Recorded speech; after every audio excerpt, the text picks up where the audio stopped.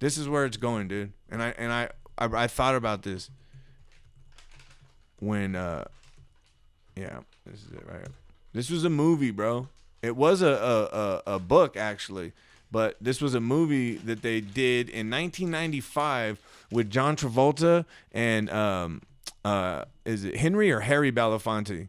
Belafonte. Harry. Is it Harry? Yeah. Okay, they did a movie together called The White Man's Burden. White Man's Burden. Okay. And The White Man's Burden. Trip on this, bro.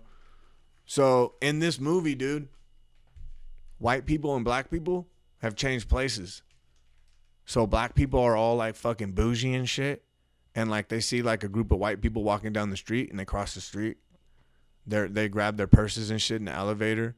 All the white people talk with like southern twangs and shit. Like, yo, what's up, man? You know what I mean? It's crazy, bro. Mm-hmm. And the whole movie is like that. But John Travolta is from our dimension and somehow wakes up in this dimension. Mm-hmm. And it's just like, what the fuck? Yeah. And the whole movie is that, bro. It's so you're saying that's where we're going? Yes. I can see that. Yes. That's exactly where we're going. Because that's what we've described. Yeah. That's exactly where we're going. Yeah.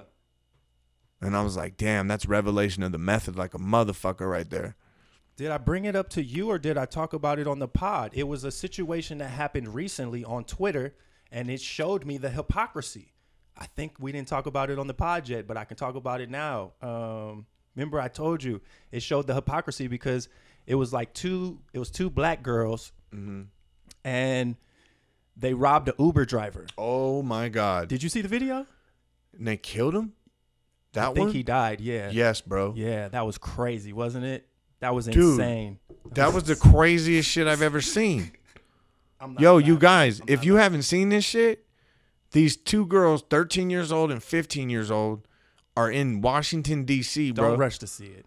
And this... Take our word for it. Yeah, it's bad. It's really bad. But this Uber driver is hanging on. Like, he's on the outside of his car, and they haven't left yet. And he's like, someone called the police. Someone called the police. They're trying to steal my car. And they're already filming. People are filming. And they take off, dude. And he's like hanging out. He's literally riding like how firemen ride on the side of a truck, mm-hmm. but on his car, like holding on. And man, that little girl swerves into a pole.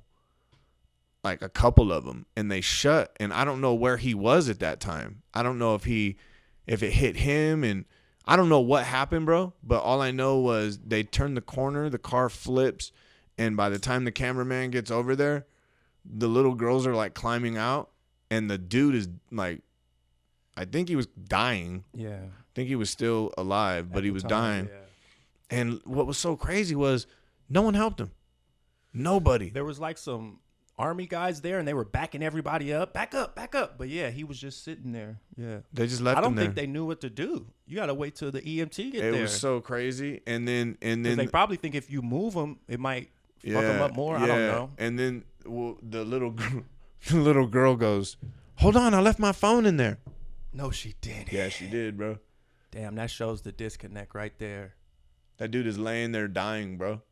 After they stole his car and tased him, and she's like, hold on, I left my phone in there. They got these kids living in a digital world.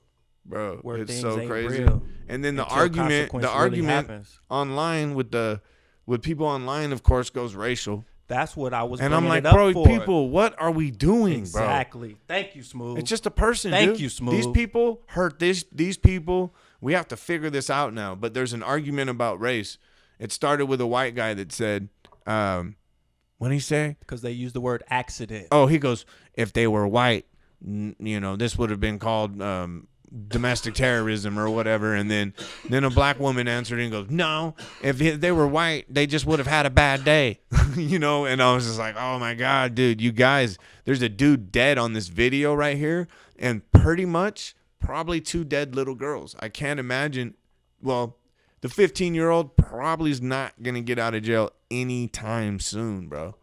I can't imagine. Especially when they play that last part in the video. When she's like, hold on, I got to get my phone. And the dude's laying there in that crazy position, just like taking his last breaths. Prone position. Man, that was crazy, bro. Yeah. But That- see, you that was crazy. brought up the great examples for the people to see where I wanted to go with this, and I'm glad you brought up where we need to go with this, where we're beyond this racial shit, where everything becomes politicized and racial. But there's so many wounds, brother. There's so many unhealed wounds. So that's why it's so easy to get people to react.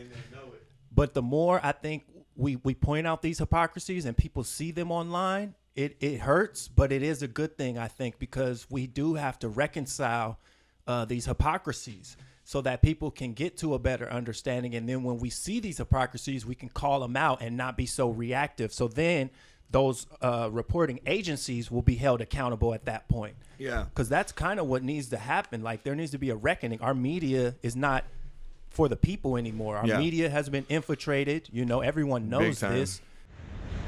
Kush and King Trash, the world's most dangerous podcast.